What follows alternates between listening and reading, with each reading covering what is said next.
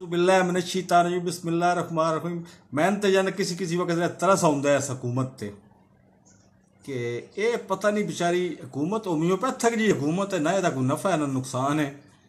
ये हुण परसों के पिछे पे उन्हें एक निक्की जी टूई लाई है कि जी साडा जिहड़े साडे बंदे नून लीग वाले टूई लाई कि जी साडे बंदे जिहड़े ना शहबाज शरीफ ते सलमान शहबाज ते फलाना ये जिहड़े ना ये असी बरी करा लिया लंदन की अदालत चो।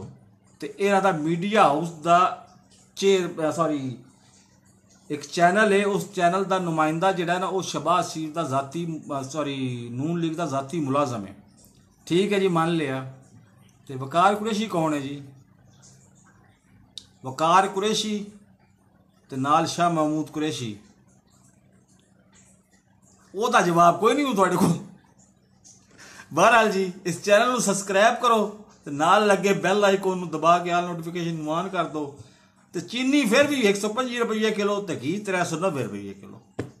ये साढ़े तो ये जो तो मगर नहीं लाना ना तो मैं जान भी छड़नी कोई ना। सबसक्राइब करो, नाल लगे बैल आइकॉन दबा के ना आल नोटिफिकेशन ऑन कर दो ताकि मेरी ठग वीडियो थोड़े गल लग गए जिस वे वीडियो अपलोड करता जाए ठग लगे। अल्लाह हाफिज।